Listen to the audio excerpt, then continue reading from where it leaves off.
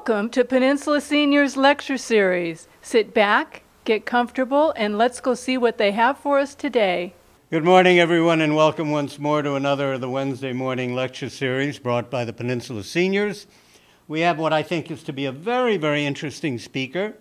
One of the senior librarians at the Malaga Cove Library, also a historian, is going to address us about General George Armstrong Custer and his wife, Libbie, a very unusual set of topics. And so without any further ado, let me introduce Mrs. Kendall Cornwell.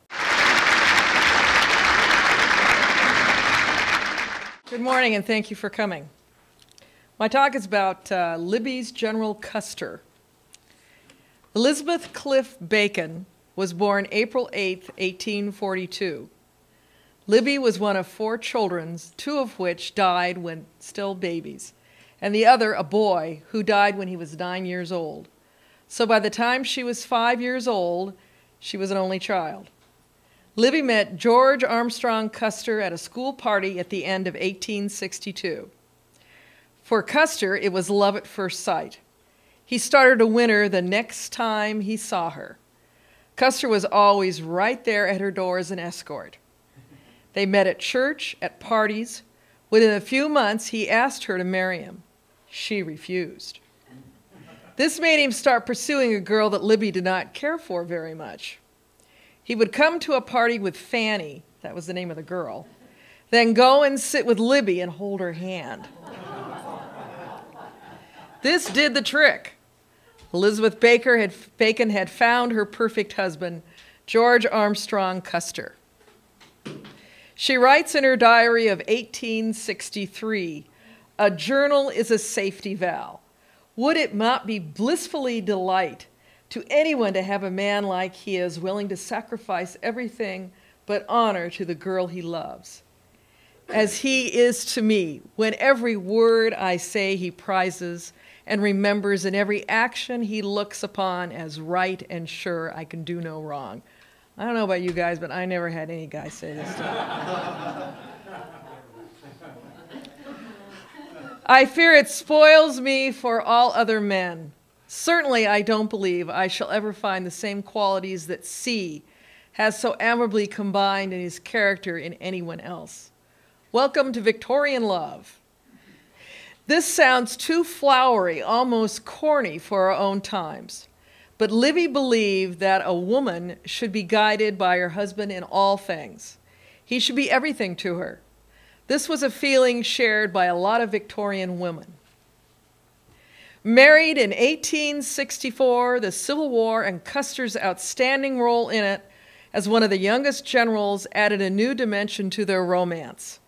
Custer's high position as a general, the paper coverage of him as a hero, and the fear he could be killed at any given time gave a high fever to their relationship. This picture on the screen is called a guidon. This was what the cavalry used these when they went into battle, I guess just to figure out where your company was. Elizabeth Custer made that for General Custer, and he used it throughout the Civil War. I don't even think they do that anymore. I don't know. I don't know anything about military today. I know all about it 150 years ago. In the book, Touched by Fire, it states, "The combination of war imposed on the young couple intensified the romantic fervor they brought to their marriage. Their honeymoon was cut short so he could return to war. Libbie became one of the only wives in the Union Army that Custer's superior, Phil Sheridan, would welcome into camp, then only to have Custer leave when he was called into duty. Thus began Libbie's life with Artie Custer, as families and close friends called him. A marriage of only 12 years for the young couple, of constant partings and romantic coming together. In the Civil War, Custer would be a hero. The Civil War would be Custer's highest moment in his career, a little-known fact by most people. The rest of his life he would be galloping to catch up and never make the same outstanding impressions on his troop, his superiors, or even the public. After the Civil War, Custer was assigned to a volunteer troop to march to and oversee Texas. Because, as Custer said, he no longer had a war to win his troops' confidence. It was here in the peacetime military that some of Custer's more questionable traits came forward. He became something of an unfeeling disciplinarian. You can't help but wonder what Libbie was thinking and feeling as her husband hero started to show signs that pointed to a dark and unkind side to his nature. This was caused in part by Custer's youth. He was only 25 years old.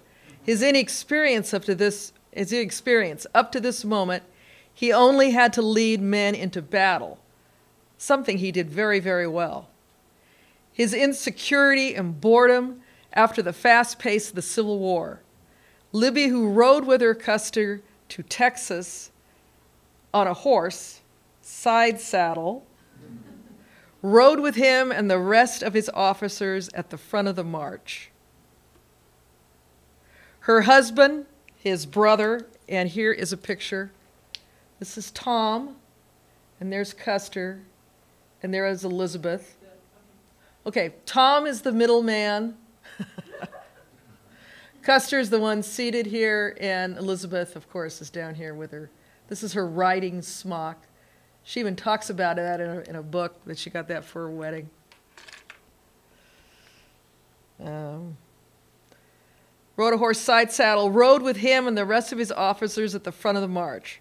Her husband, his brother, and all of Custer's staff paid much attention to her. Libbie wrote in her book, Tending on the Plains, "For my part, I was constantly mystified as I considered how our officers, coming from all the wild enthusiasm of their Virginia life, could, as they expressed it, buckle down to the dull, exhausting days of monotonous marches." Elizabeth Custer wrote about 3 or 4 books, and this is how she supported herself after Custer died. They were all bestsellers. She also made lectures, kind of like what I'm doing. And she supported herself so grandly with that, she was able to make world tours and whatnot. So the volunteers felt that since the war was over, they should be allowed to go home and not march to Texas. According to Libbie, Custer seemed to privately sympathize with them. Nevertheless, he still felt that he had to treat them very harsh, showing them in his youth that he was a leader. Libbie must have noticed something, for she wrote, "Between the troublesome Negroes, the unsubdued Confederates, and the lawlessness among our own soldiers, life was by no means an easy problem to solve. A boy of 25 was then expected to act the subtle part of statesman and patriarch, and counsel it and soothe the citizens, the part of the stern and unrelenting soldier, punishing evidence of unsuppressed rebellion on the part of the conquered, and at the same time the vigilant commanding officer exacting obedience from his own disaffected soldiers." Libbie goes on to write, "General Custer is by no means had an enviable task. I do not wonder now that he kept his perplexities as much as possible from me. He wished to spare me any anxiety, and the romp or the gallop over a fragrant field, which he asked for as soon as office hours were over, was probably more enjoyable with a woman with an uncorrelated brow. Still, I see now his puzzled shake of the head as he said, 'A man may do everything to keep a woman from knowledge of official matters, and then she gets so confounded keen in putting little trifles together. The first thing you know, she's reading a man's thoughts.'" The separation of class in the 19th century was something both Custer and Libbie had grown up with. Libbie had been aware that Custer was from a different side of town when they started seeing each other. Because of his rise in the cavalry, his status in life changed and she was allowed to marry him. She may have felt, as he did, that the treatment was deserved by the troops on the lower rung of life. Custer's troops had to march in hot uniforms and march very close together in very hot human weather. Custer himself and his officers could dress in a more comfortable way. Custer had an ambulance fitted out for Libbie, When she was not using it, his dogs rode in it. If one trooper was sick, they could ride in a springless wagon. His compassion for his fellow trooper was not there. You have to wonder about Libbie's sensibilities or her feelings may have been much like others of her time about class separation. The gap between the classes was large and less empathetic than today. I'm showing Custer on a horse to point out to you that this guy loved horses. He loved animals. He had a way with horses and animals. And that just points out the complexity of the human nature. He got along extremely well with horses, but he did a lousy job with his own troops. He loved his family. He loved his friends. But if you were below him as just a buck private, you were less than an ant, I guess. I don't know how you can rationalize that, you know, your fellow human being. But again, I'm a horse lover too. I'm a horse whisperer. And there is something to be said about liking horses better than people. I hate to say that, but I'm afraid it's true. After Custer's death, she would be his own private cheering section. Libbie was his greatest promoter. After his death, Custer became her own fantasy. Libbie would do more than anyone else to make Custer into a myth, a hero. Any man who had anything to say against him felt they had to wait until she was dead out of the respect for her. This certainly would not be the case today. She brought up almost none of his unkindness in her books or lecture. Custer's next assignment was in Kansas.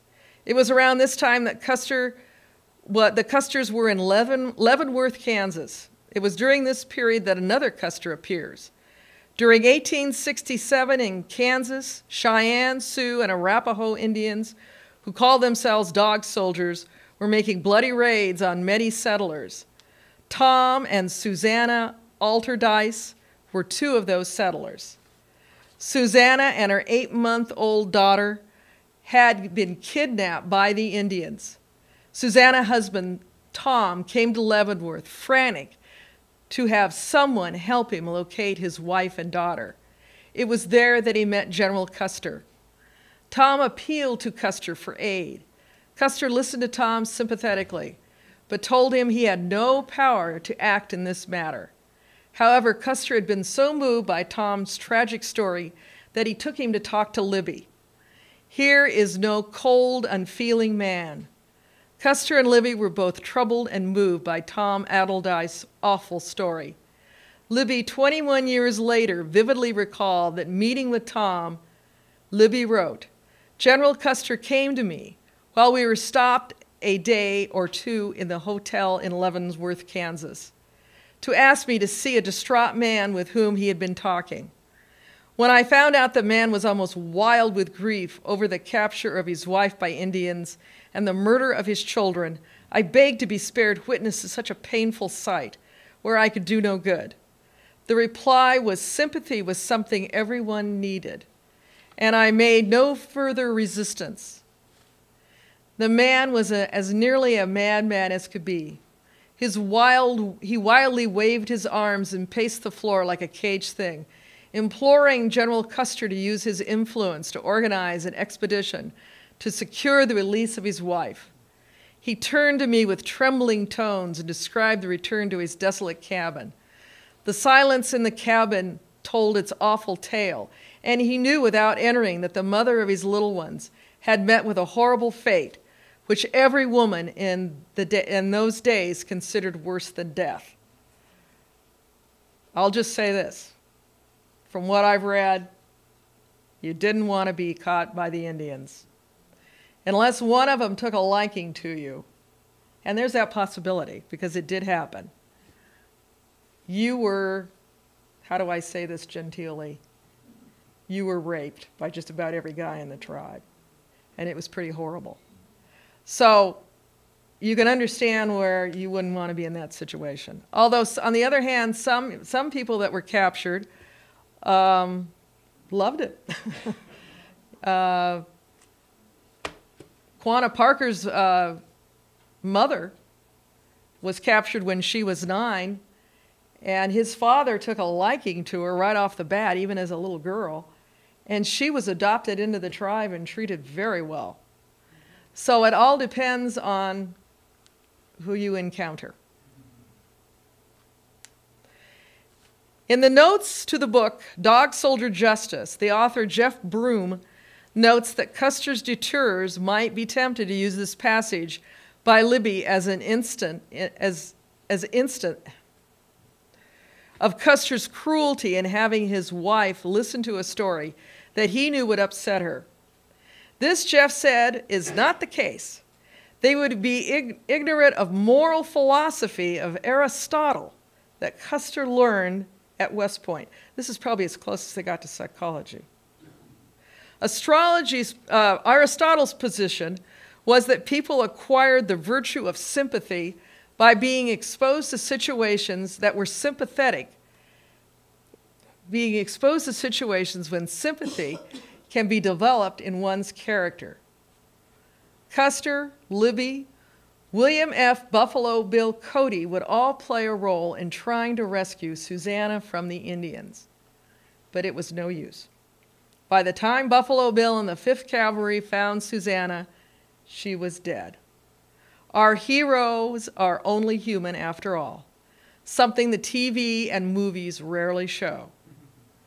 Custer's next assignment was as a lieutenant colonel of the 7th Cavalry at Fort Riley, Kansas. Although he was a major general to the volunteer troops in the Civil War, because they were volunteers after the war, his rank in the armed forces went back to what he was before the war, a captain. The highest rank he ever got in peacetime army was lieutenant colonel.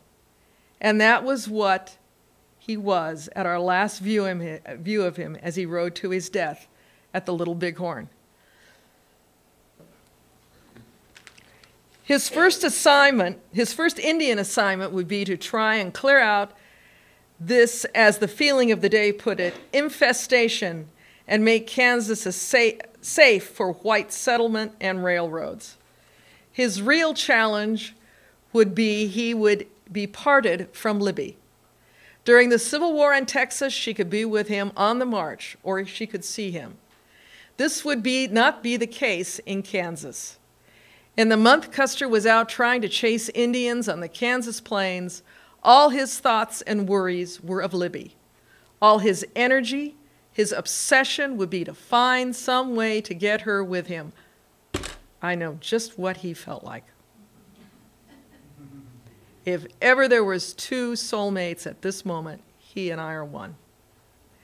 He would put none of his dashing energy into the expedition as he did during the Civil War.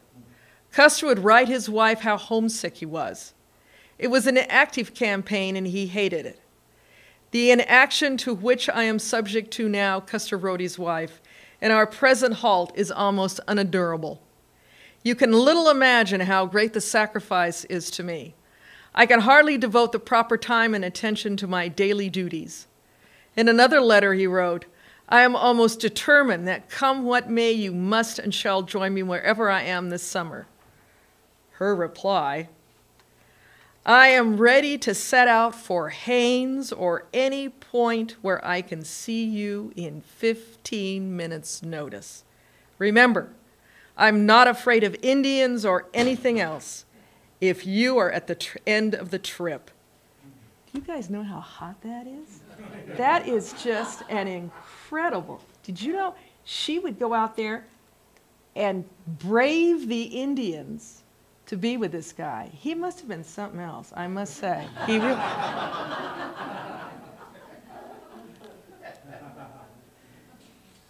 I mean, he's a nice-looking man. I mean, I find him very attractive, but wow. Oh, by the way, here, this picture. This is Custer.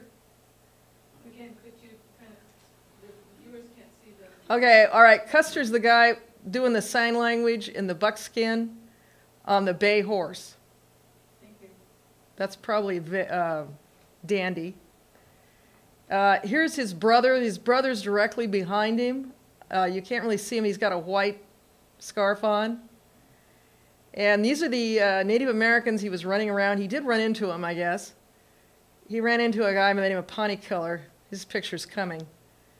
And what Custer tried to do during this campaign, one of the good things he tried to do was he tried to make peace with them and talk to them. And his instincts were right on, button right on, but his superior, General Sheridan, read him the riot act and said, why didn't you just kill him?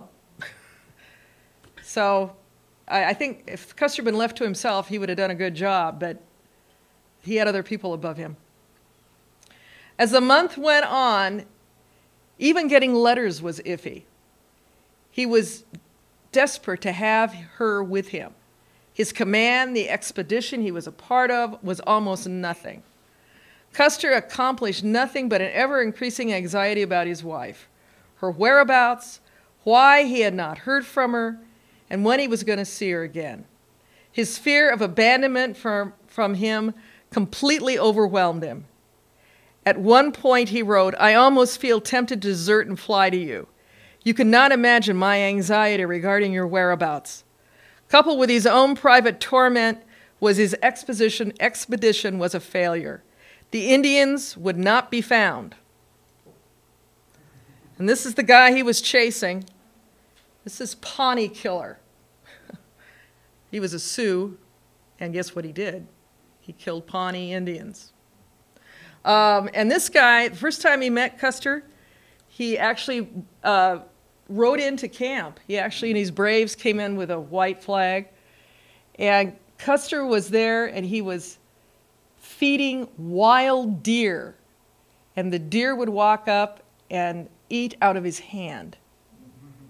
Now, maybe that doesn't wow you guys, but that really wows me. This guy was he was amazing with animals. He really was. But lousy with people, what can I say?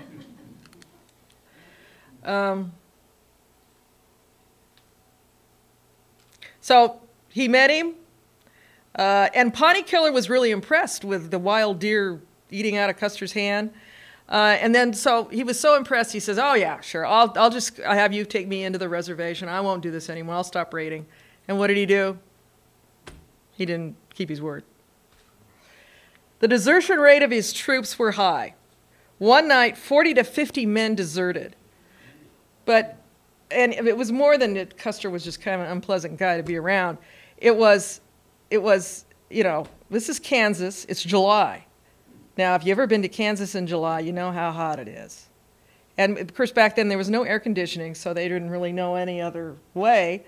And also, I was in near Leavenworth, and they had a bug out there that makes this high-pitched noise. I don't remember what it's called. And it permeated everything. Cicada. Yeah, and that's it, cicada. And it was, you know, it was enough to drive you nuts. And of course, there was no way they could get away from them because they weren't going to go inside a building. And so they could hear that all the time. And being as hot as it was, and you're on horseback, and it was, it must have been a very draining experience. A group of men even decided to leave in daylight, pretty bold. Custer had ordered those shot.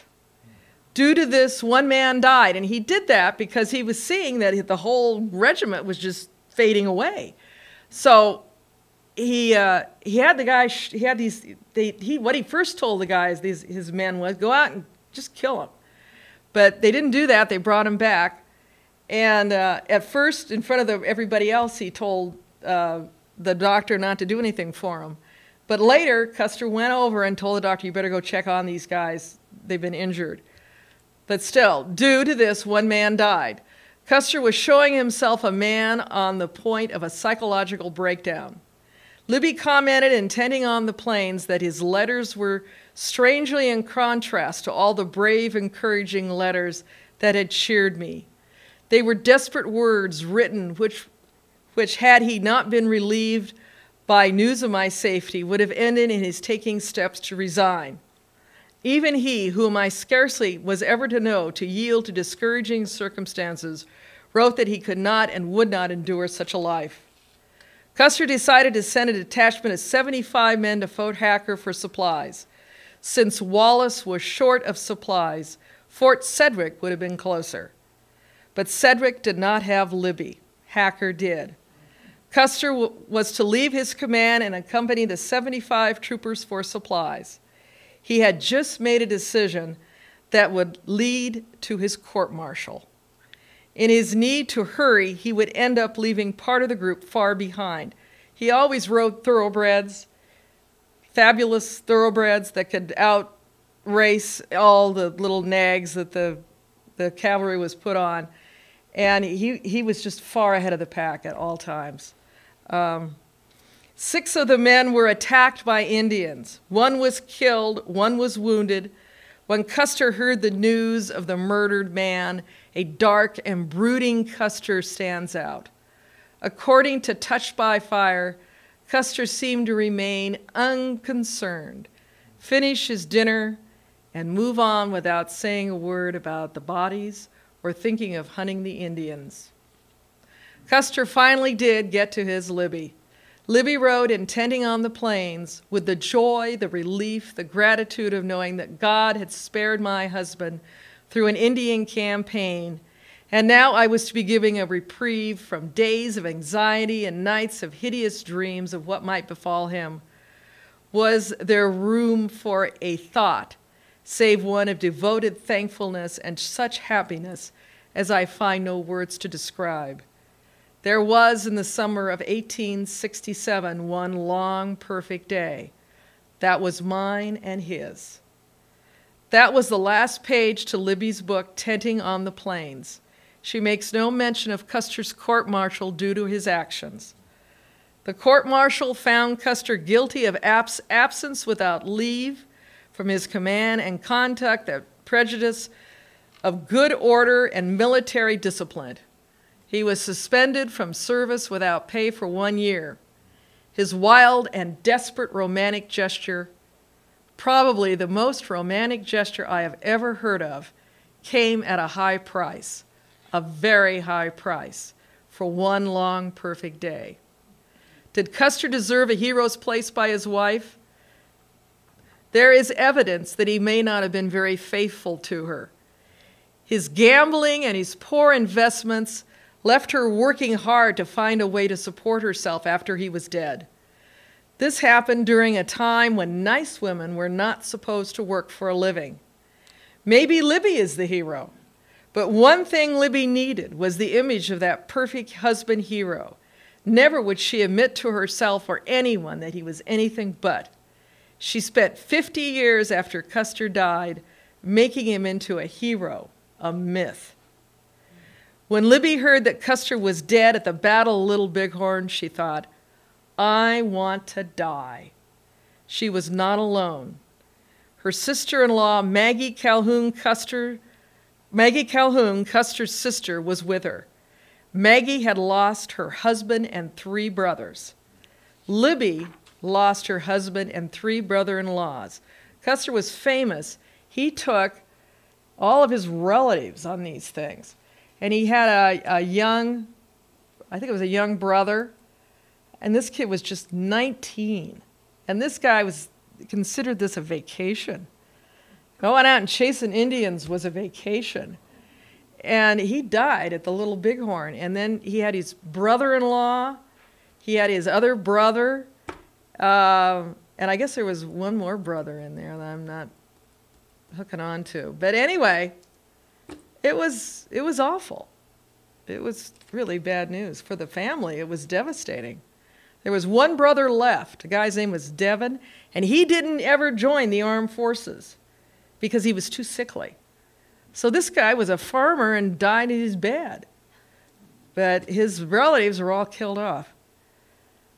When the men broke the news to the women, when the men who broke the news to the women left, Maggie ran after them, shouting, "Oh, please, is there no word for me?" There is rarely much mention of these poor, tragic women by anyone today when speaking of this event. And this is the lady sitting, pretty lady sitting is Elizabeth. And this is Custer's sister, Maggie Custer Calhoun. And if you look closely at Maggie, you can see that she has a little problem with her teeth, a little protruding teeth at the top. Maybe, well, you know, I stare at these pictures all the time. I mean, these people are like good friends. And these are pictures. This picture was taken before, obviously, that tragic battle. But they were friendly, and Maggie was there with Libbie when her husband. They had no. Neither woman had no children. And I think Maggie did lecturing or two, and that's how she supported herself. That was one of the few ways they could support themselves. Something did die for Libbie on that day, the real Custer. Now he would be her perfect husband hero through her books and lectures. I know he did fall short of hero. Today, not many people would have many good things to say about him. And maybe so many people feel this way about him was because he was us. He was a human. How can a hero fail?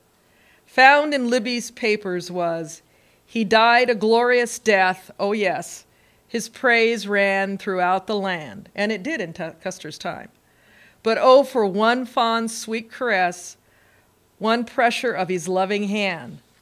Watch the months grow into years, and mark the dreary weeks go by, and bear in sorrow and with tears the life from which I cannot fly. And that's the end of the talk. I'll be happy to answer any questions, if you have any questions. Question was, how old was Elizabeth Custer when General Custer died? But how long have they been married to? 12 years. And she was 34. They were. She asked how long they were married, and they were married for 12 years. She was 34, and he was 36. And then how long did she live? She lived. The question was, how long did she live?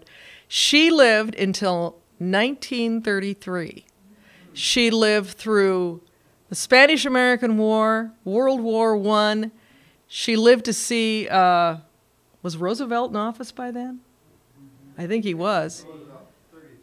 33. So how old was she when she died? She was 90. Really? She was just short of 92.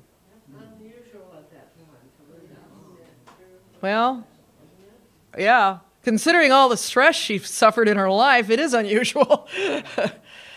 She said, was it unusual to live that long? And I think it is. Okay, the question was, did any men survive at the Little Bighorn? Custer had a large group of men with him. And what he did was, and I'm not an expert on this battle. I know something about it, but I kind of avoid this one because there is so many different outlooks on this. Because nobody really knows what happened.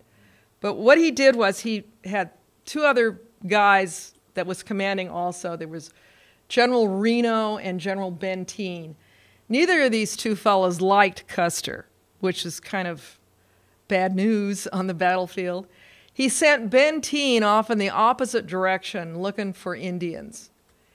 He sent Reno, he separated his troops.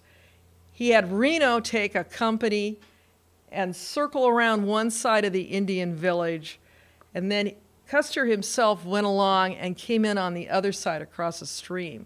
And the idea was that they were going to just crush him, so to speak. And that might have worked if he had had more men. There was like 5,000 Indians at this Little Bighorn River. They had just gotten done with a big Sundance. That's a religious gathering. And they all get together during that and feast and fast and Sundance, and it's quite an affair. And Custer stumbled into this. And there was just all these braves there. And he was just outnumbered completely. So what he had, the 200 guys with him, all were killed. But Reno had a horrible time. He he had a series of events that discombobulated him, and they retreated, but they retreated disorderly up a hill. And the ones that couldn't make it up the hill had to hide, and a lot of them were killed by the Indians, found them and killed them anyway. And then Reno and what remained of his troops, which was quite a few, sat on this hill for 2 days. And the next day, the Indians, what did the Indians do? They left. That's the thing about them. That's the thing about fighting the Indians. That was a weird thing about them, you know. They would fight you, and then they'd be winning, and then they would withdraw. It was like it was not in their nature, really, to just annihilate you, and they could have done it. But they fought around, they would fight you for a while, and they would kill off some people, and, you know, and then they would just leave.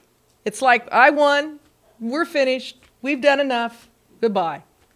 And they left. So the next thing that Reno knew was General Terry, who was the leader of the whole thing, came up and said, "What are you doing?" So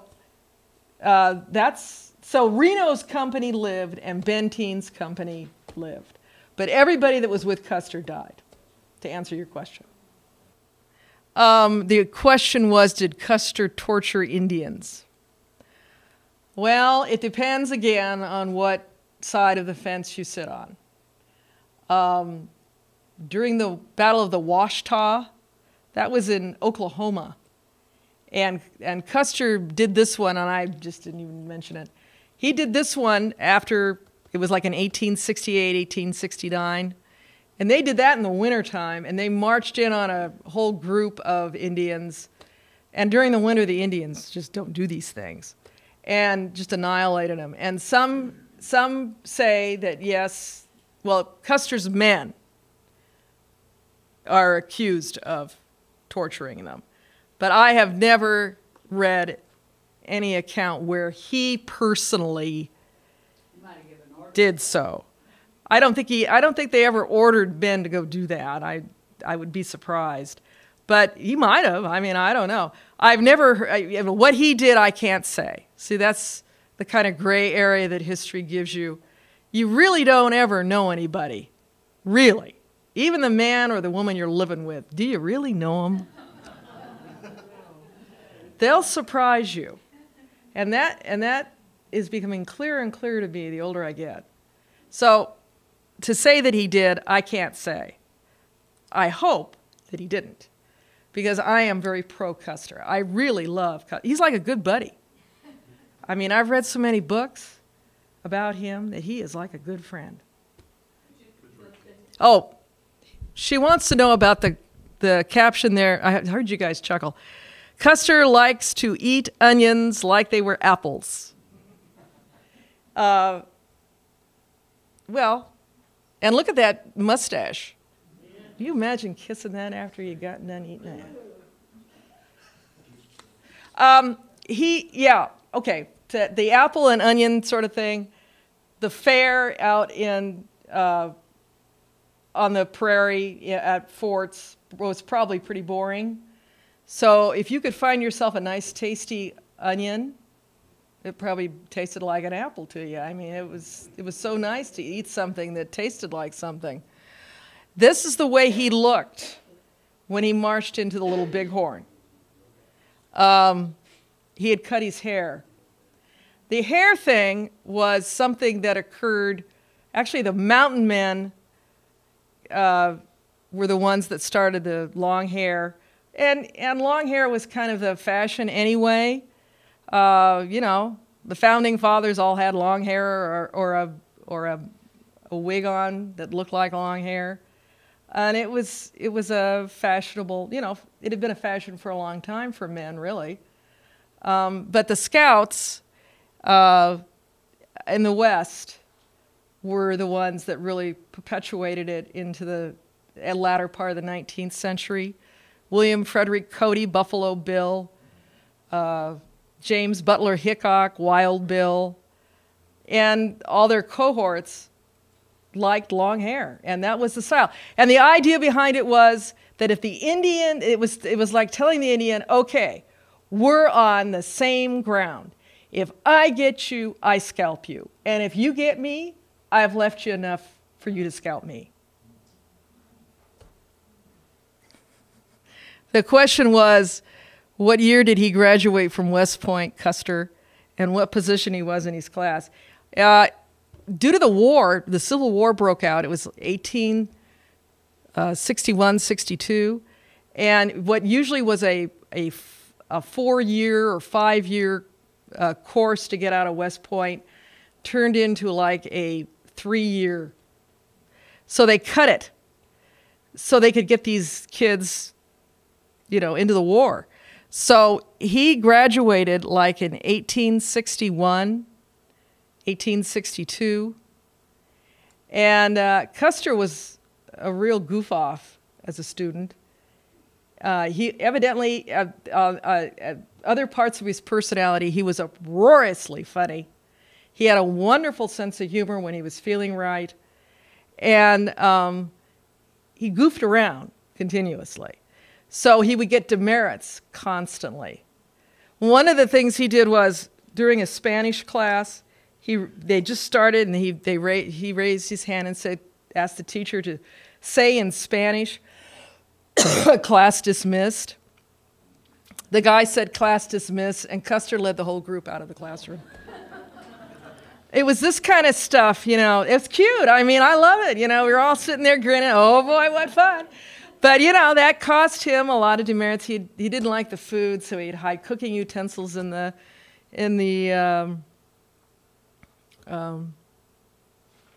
fireplace, and then he'd go out and kill the commander's rooster, prize rooster, and eat it. I mean, these things are he never really did anything horrible. I mean, you know, but it was just always something. He was always on duty, you know, doing a parade duty, because he was always goofing around. So he graduated at the lowest. He was the lowest guy in his class. Of 34, he graduated as 34. And he also said, and he was quite candid in saying, that that is not the example to follow.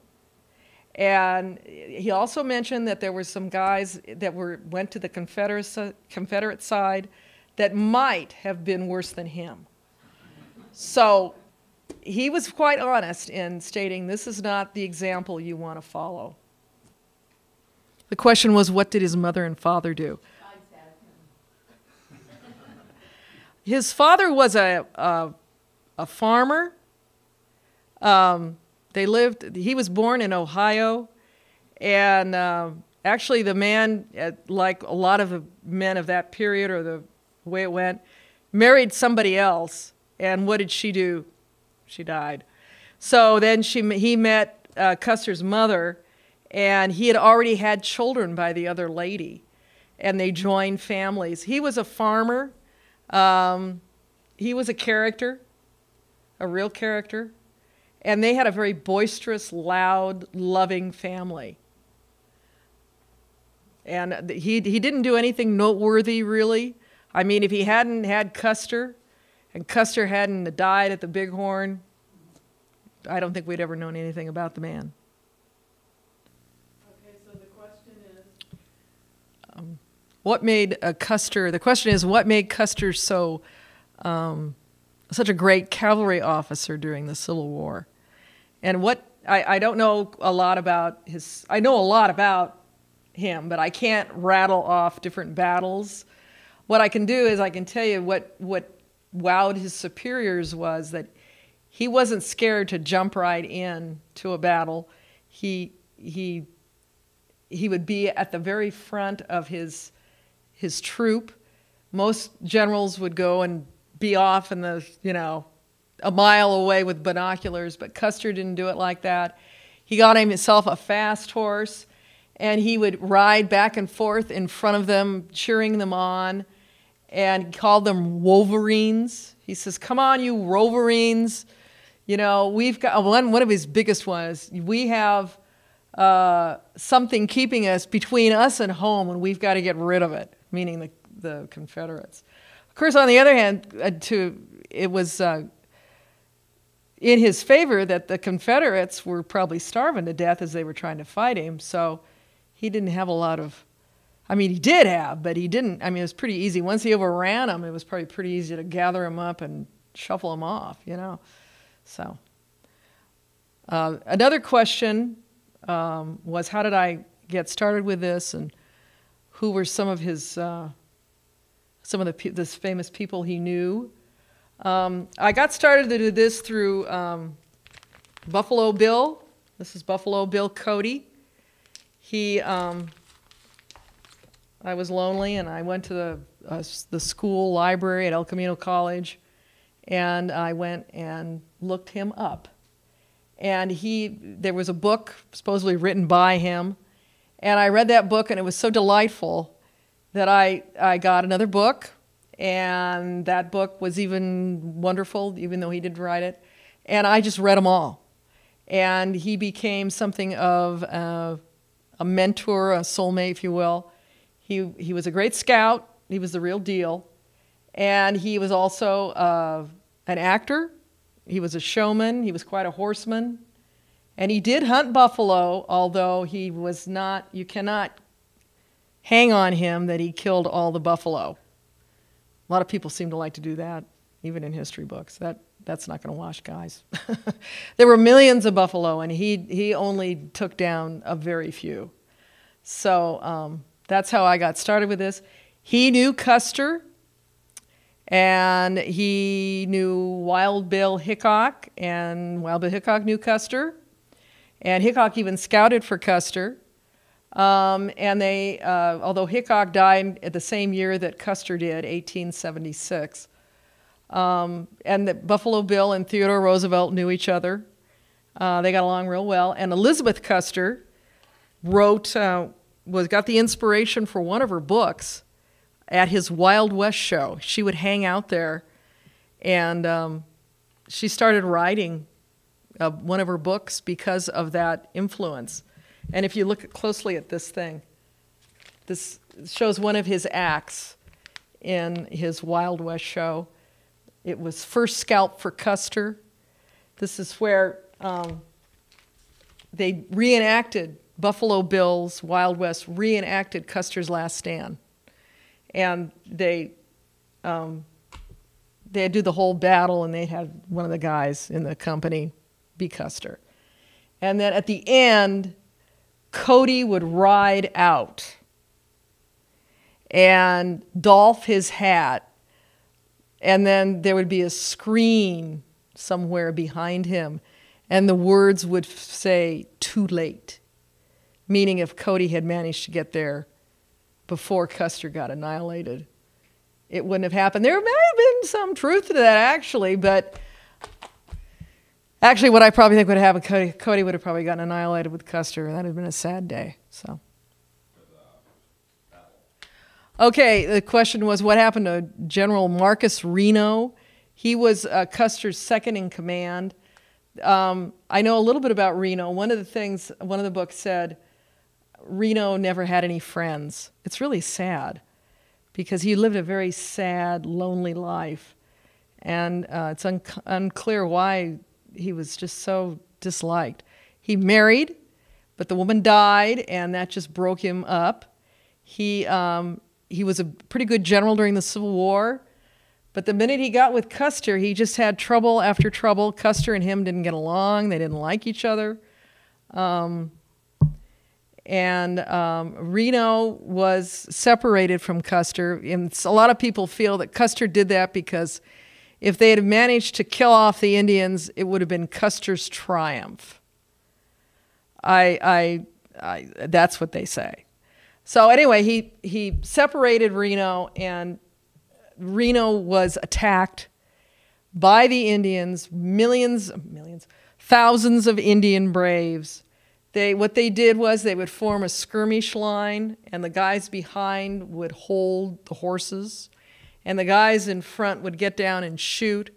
Well, Reno had Custer's Indian scout with him, bloody knife, and somebody shot bloody knife in the head, and that splattered bloody knife's brains on Reno, and Reno lost it.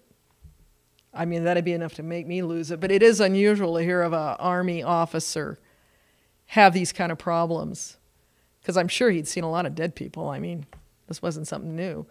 But anyway, he really lost his bearings, and it was just a retreat, every man for himself and whatnot. And then after the battle, it was always looked upon that it was his fault that Custer didn't make it. They could, on Reno's Hill, they could hear something going on in the distance. It was like a mile, 2 miles away, and they couldn't even see it. When you go to the Custer battlefield and you go to that Reno Hill and you look back, you can't even see Custer Hill. You can't see anything. So, you know, they could hear something, but they couldn't figure out, and they never dreamed in a million years the guy had been annihilated. So he was always kind of blamed for it. He became a horrible alcoholic. Afterwards, the Custer battle was only one prong of a series of battles with the Indians. This was only one fight. There was a number of different fights. There was a fight with General Crook. There was a fight with General Miles. And the idea behind this was they were supposed to all converge together, and all of them come together. Now, if they had had a way of getting in touch with each other, they might have been able to do that. But, of course, they didn't. And so Reno was kind of the scapegoat. They did have a court-martial. They did have a trial trying to figure out if Reno was guilty of this. He wasn't. A year or so later, he was court-martialed and discharged dishonorably from the armed forces because they said he was a peeping Tom. He was looking in the window of General Terry's home and watching his daughter. And she wasn't doing anything. She was dressed, I mean, but he was just tarrying there. I mean, the guy was probably so lonely. And he was watching her, and she looked up and saw him, and a big brouhaha went forth, and they finally found some way to get rid of the guy, and they gave him a dishonorable discharge. And he was out of the armed forces, the only thing he knew to do. He ended up in New York, and by 1879, Reno was dead. He had cancer of the throat. He had nobody in the world that cared. It's really tragic about General Reno. Your heart has to go out to him. I mean, it was really, I feel a lot of compassion for all these people. So, no, the question is, was Custer on duty as a full-fledged Army officer, or was it, what was the other part of it? Reserve. Yeah. No, he was full-fledged. He was a lifetime career man, cavalry man, and it was very hard to move up in the ranks when you were in peacetime. It was like impossible. So the highest he ever got was lieutenant colonel. But out of courtesy, even now I'm calling him General Custer.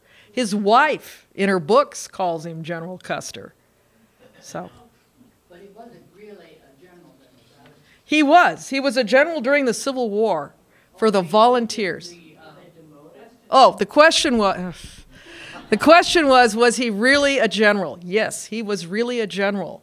But then they demoted him. But when the war ended and the whole thing disbanded, his title dropped back to captain, because that's what he was before the war. And his rank, it's very complicated. I don't think they do this anymore. But his rank, can you? Yes, sir. They discontinued that after World War II. A lot of enlisted people who promoted they all got temporary promotions during the war. And then after the war, they reverted back to what they were before. That's why a lot of generals reverted back to colonel on down the line. They don't do that. Okay, they don't do this anymore. Amen to that. They gave this practice up at the end of World War II. As a matter of fact, Eisenhower himself was a lieutenant colonel. And when we got into this affair with World War II, he suddenly started going up. He jumped over generals from that to 5 ranks, 5 stars. See, he says that Eisenhower was a lieutenant colonel when the war began. He jumped over other guys and became a general, right? He became a 5-star general. 5-star general. Custer was not I don't think he was a 5-star general. He was just a general. That was only created during World War. Oh, see, I know all about the 19th century war. I know nothing about today. Sorry. You know, I really appreciate this. I've enjoyed speaking. You've been quite alert. And I just want you to know I love doing this, and thank you very much.